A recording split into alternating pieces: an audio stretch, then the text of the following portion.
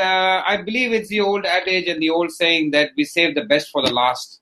So we have kept a session which is actually in the minds of many companies, not just in Indonesia, but around the world, as to how do I change my company? What is my transformation strategy? How do I get my company aligned with the new technology of blockchain? So to do this, we have the session today, which is the developing a dynamic blockchain transformation strategy.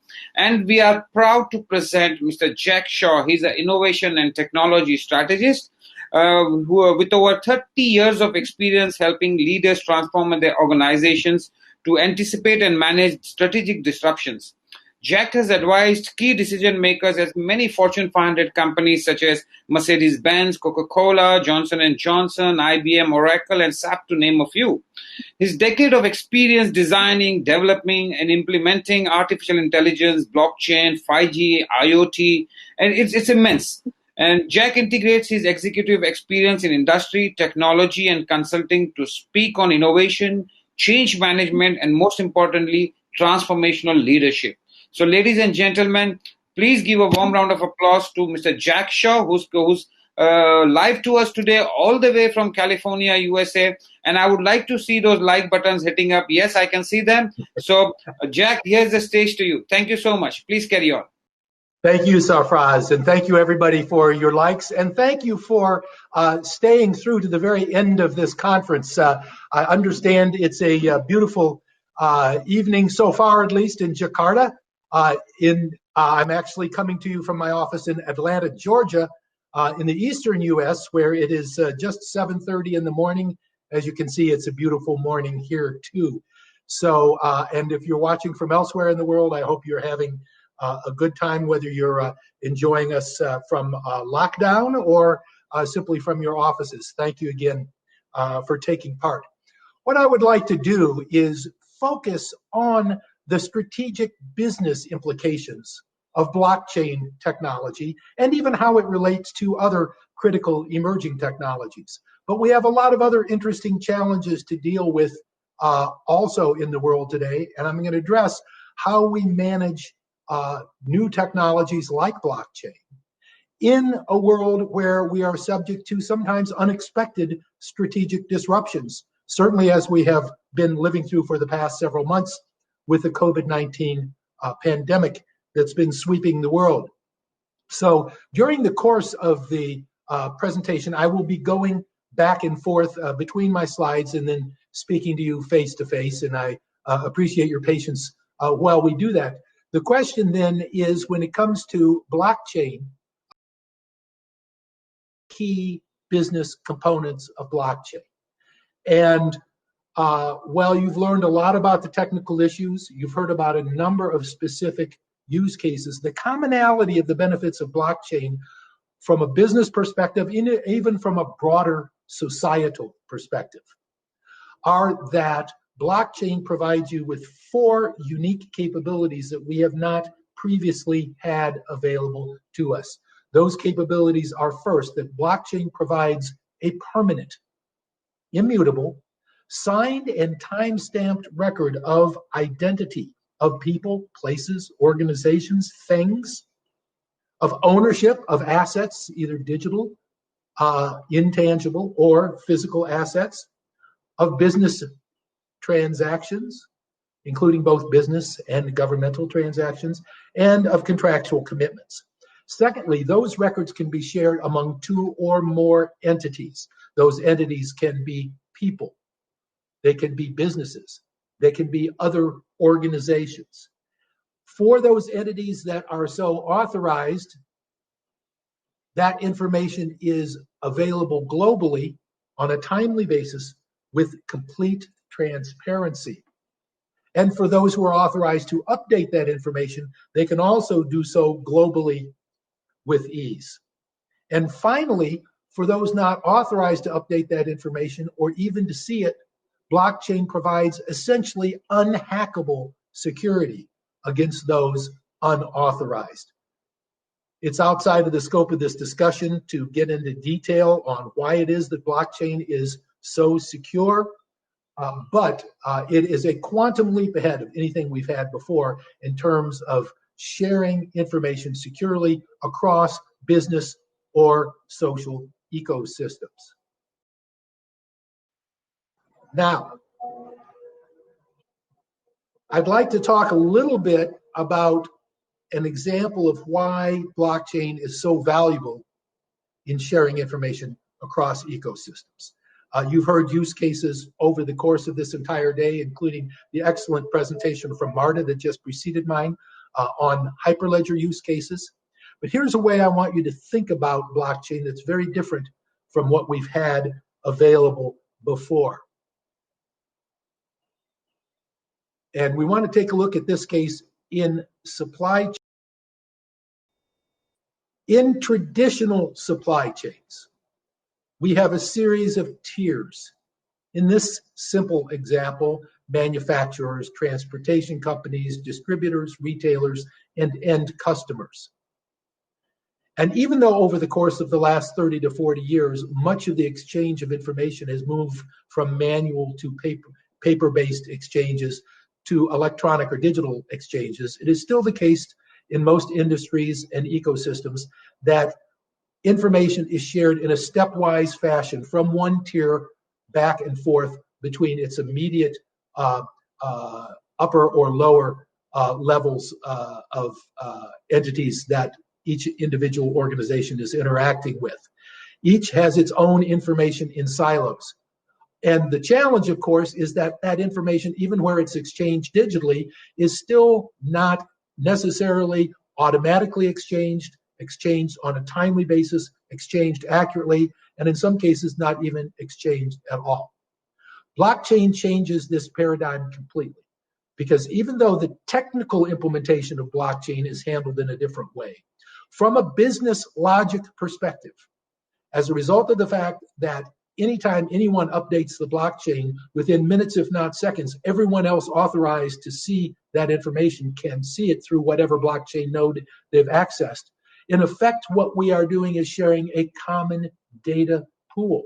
So rather than have to rely on information being handed stepwise, passed back and forth on a stepwise basis from one level of the supply chain in this case, or of the broader ecosystem as may be the case in social or governmental applications, to another, everyone can immediately see anything that is updated by anybody else. Again, so long as they're authorized to see that. And that makes a huge difference in terms of being able to rethink the way that we manage information across these ecosystems. And it means everybody in the ecosystem is able to rely much more securely on having timely and accurate information on which to base their decisions, take their actions, and then further update that common data pool with the results of those decisions and those actions.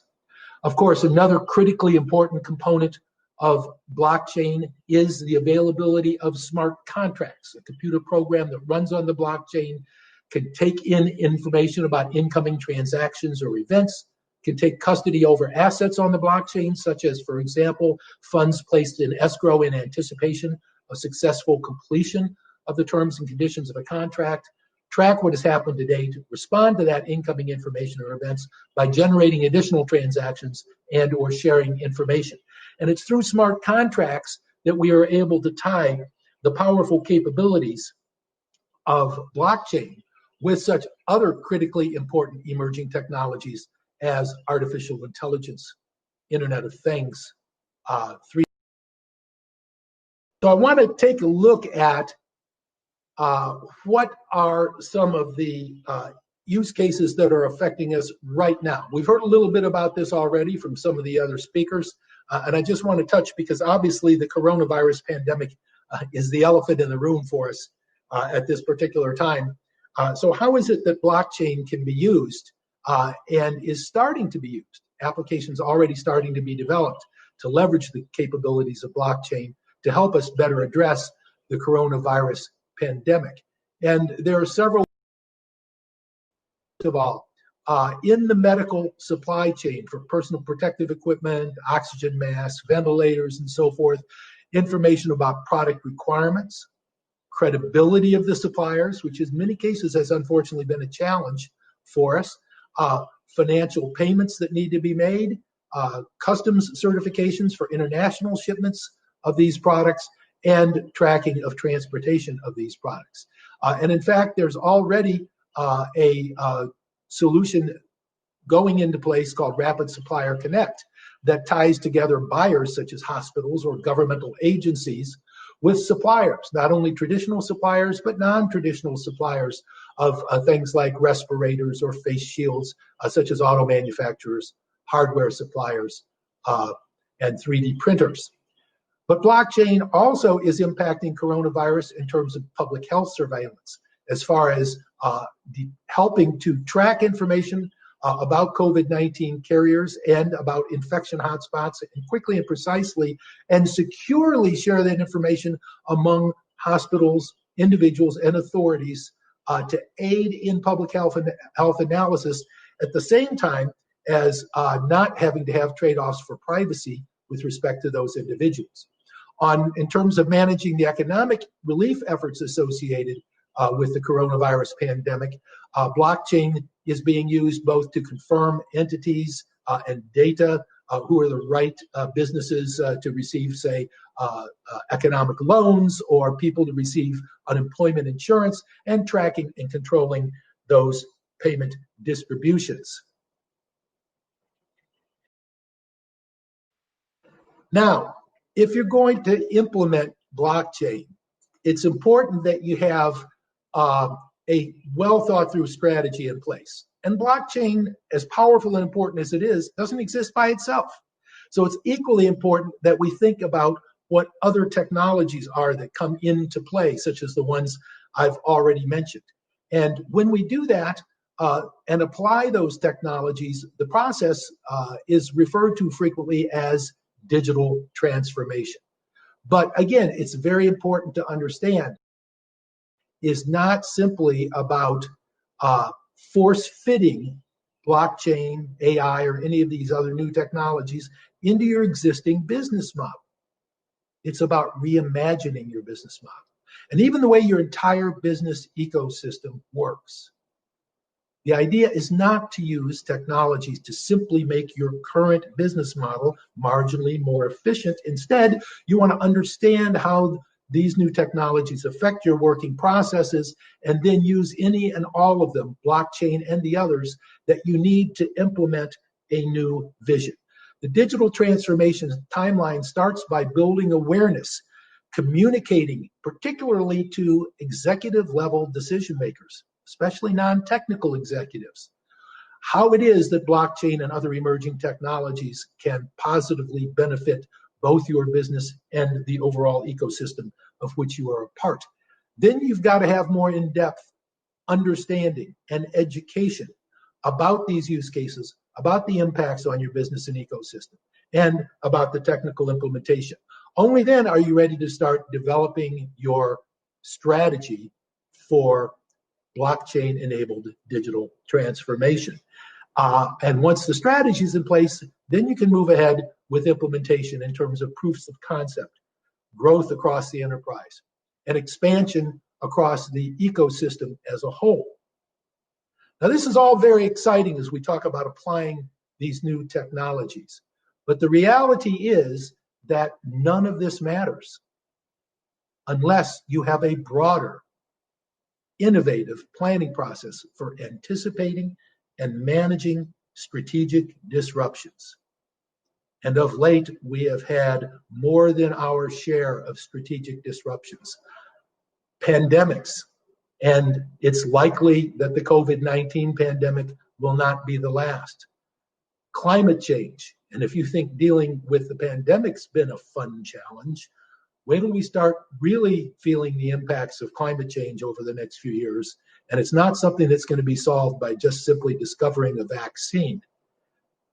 Geopolitical disruptions, like trade wars started by politicians and governments. And while emerging technologies can provide us with the capabilities to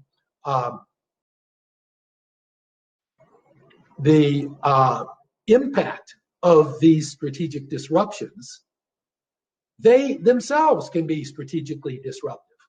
If people in your industry have all started using blockchain or have all started using AI or other technologies effectively, and you're not playing in that game, you've been strategically disrupted and you're going to be at a serious competitive disadvantage.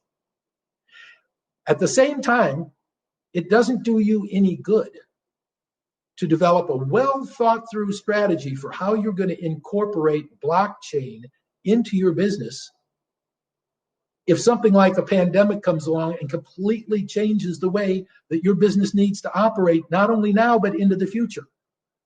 And yet at the same time, it doesn't do you any good to be able to come up with a strategy for how we're going to address pandemics in the future, and even more broadly, other kinds of strategic disruptions like climate change or geopolitical disruptions. If others in your industry come along and implement new technologies like blockchain, IoT, 5G, 3D printing, and so forth, and upset the way your business model works. So how are you going to go about addressing these issues? What are you going to do to be able to ensure that you can, short term, of course, and let's again talk about the current COVID-19 pandemic. Obviously, and most of you have already been doing this for the past 2 or 3 months at least, but we have to deal first with our people. And that means we've got to understand the impact on our employees, management team, customers, suppliers, and other stakeholders. We've got to take all the recommended precautions and steps to keep our people safe and healthy. And as a result of doing those things, although unfortunately with far too many exceptions, more than 500,000 around the world so far, over 130,000, 13,000 just in the US as of this date. But fortunately, most people will avoid being infected by COVID-19. Not so, though, with businesses. Very few businesses will avoid the economic impacts. So you've got to determine, and again, things you've been working on already and have to continue. What are we going to do over the next 30 to 60, 90 days? Do we need additional loans? Do we need to have furloughs or layoffs? You need to have set up flexible systems to execute these short-term responses, and you've got to continuously monitor the situation to make sure that you're addressing it appropriately. At the same time, you also have to start thinking about the medium and long-term impact of the pandemic and of other strategic disruptions, including emerging technologies. What is the new normal going to look like? Now, some opportunities may be driven directly by the pandemic. For example, here in Atlanta, Georgia, in 2014, the first new distillery of alcoholic beverages, whiskey and vodka and gin, to open up in 80 years, was opened, the Old Fourth Distillery, to serve the market in the southeastern U.S., restaurants and bars. Obviously, that business was decimated by the shutdown, the lockdown as a result of the pandemic. So they switched their business model quickly over to distilling alcohol, but for use in sanitizers rather than in alcoholic beverages. Other kinds of opportunities will become technology driven. Obviously, teleconferencing and virtual meetings like this one have become extremely important for us, and a lot of organizations who previously were dragging their feet are now rapidly adopting these tools. Very large percentages of people are working from home, and they're finding out that, in fact, that can work very well. The question we need to ask ourselves then is, how do we go about developing a long-term strategy when things can change so rapidly in the short term? Some people have said this means the end of strategic planning. In fact, nothing could be further from the truth. But it does mean we need to plan differently from how we have in the past. And the military has been dealing with this issue. The military saying that the first casualty of war is the plan. And that's true if you're talking about a strategic plan that's a traditional static plan where once a year you go through a 2-week spasm of planning, you make a few minor tweaks to the existing business strategy, and then you move ahead with business as usual. But we've all heard the old saying, think globally, act locally. With dynamic transformational planning, we add to that, think long-term, act short-term, so that the actions we're taking in the short term can be dynamically modified, but still while maintaining long-term goals in mind. It starts by identifying what those goals need to be. And with dynamic transformational planning, goals include developing high-level strategic goals for core competencies, resources, capabilities of your people, and changing market needs, as well as addressing current and potential strategic threats and disruptions of various types. But in order to achieve those goals, you have to have plans in place. And with dynamic transformational planning, you can have more than one plan to achieve the goal. As the old saying goes, there's more than one way to skin a cat. There's more than one way to achieve a business objective. Let me give you an example of that with a very simple case. Suppose your goal is to drive home from work. Now, this is assuming that you're not already working from home and that you're driving to get from where you work back to your home, of course. Well, you might have two different plans for driving home from work. One might be to take the expressway, whereas plan B might be to take surface streets. Each has its advantages and its disadvantages. And depending on circumstances, you may choose to switch plans, even partway through execution of the first plan. For example, if there's an accident on the expressway and you can quickly get to an exit, you may choose to take surface streets to avoid the clogged up traffic on the expressway. Now, it sounds complicated trying to figure out how this, but in fact, there is a methodology behind dynamic transformational planning. And one of the things is to use a tool called a dynamic transformational plan and goal graph. And I want to share with you an example of what a very simple version of one of these can look like. This with your goals, your plans, I should say, in rectangles. Now, to accomplish that plan, you have to achieve a whole series of goals, with your goals shown in ovals. And in order to achieve those goals, you have to have sub-plans in place for each of those goals. And in turn, in order to execute those sub-plans, you have to have sub-goals in place. So we'll take a little closer look at various pieces of this here. For example, the overall dynamic transformational plan includes, among other things, such goals as have technology, have revenue, address potential pandemics, and climate change addressed. If we want to take a look at the have technology goal, there are several different plans. We can have a data analytics or AI enabled plan as a driver. We can be driving it with a blockchain enabled plan or a 5G IoT plan or execute combination or all of these things. Similarly, if we're talking about addressing the impact of potential pandemics, then we have to have plans in place to manage the impact on customers, on supply chains, the health impact on your employees, the economic impact on your employees. And taking it a step further, if we're going to execute the blockchain enabled or blockchain driven technology plan, that means we have to have achieved certain goals. We have to have analyzed our overall ecosystem in terms of the impacts of blockchains. We have to look at our business models. We have to look at our business processes. And we have to look at the technical design of our blockchain implementation. And again, if we're looking at managing the economic impact, developing a plan of the pandemic on employees, that means we have to achieve such goals as developing a sick leave policy, a family leave policy, or a furlough policy. All of these things in a real business, of course, are more complex than this. You have to look across the scope of your business and how various parts of your business fit in with the broader ecosystem within which you are working.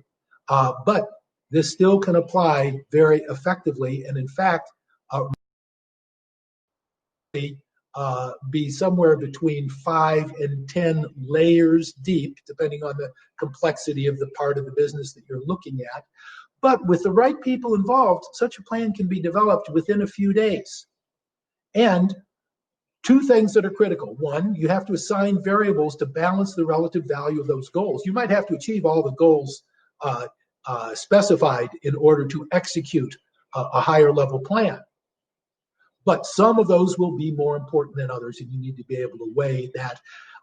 And at the same time, you need to be able to assign variables to measure the costs, not only in currencies, financial costs, but people, time, effort, so forth, to execute the plans necessary to achieve those various different goals.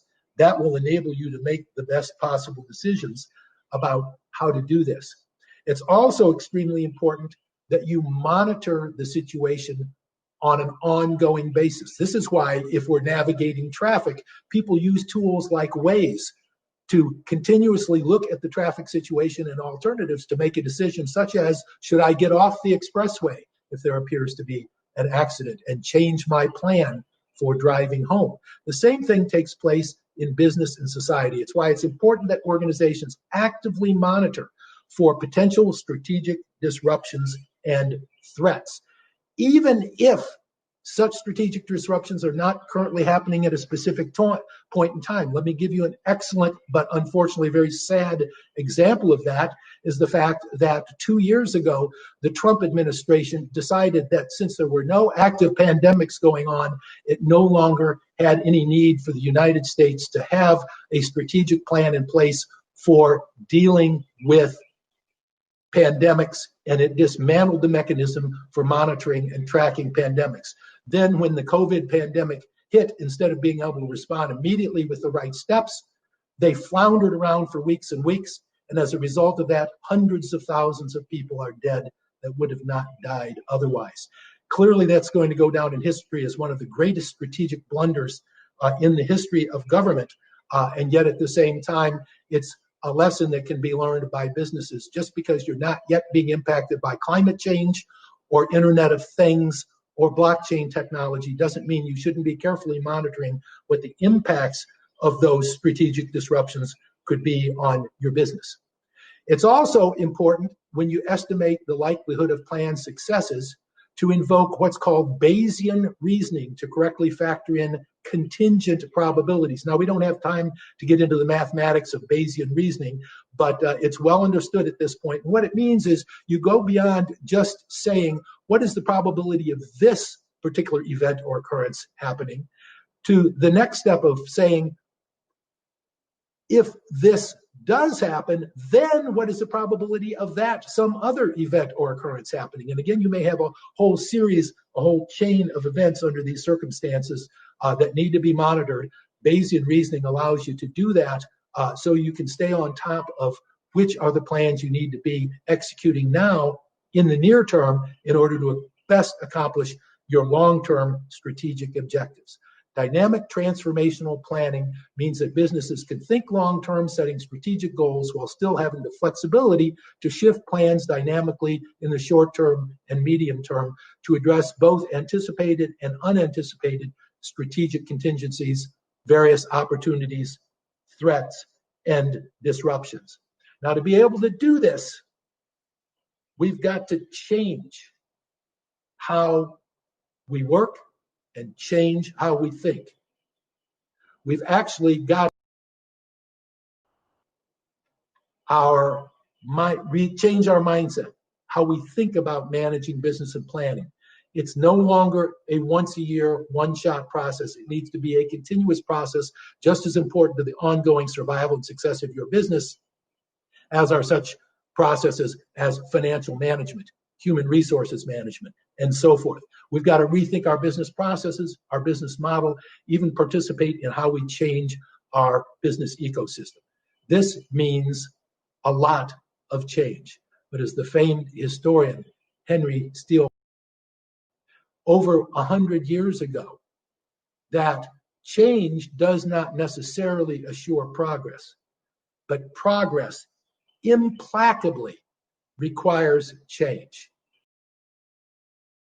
Make the changes that you need to make in your thought processes in your organization to not only take advantage of emerging technologies like blockchain, AI, and others, but also to incorporate a strategic planning process, dynamic transformational planning, that will enable you to deal effectively with any change that might be impacting you in the upcoming future that's of a strategically disruptive nature, whether it's a pandemic, climate change, global trade, or the impacts of these various critically important emerging technologies.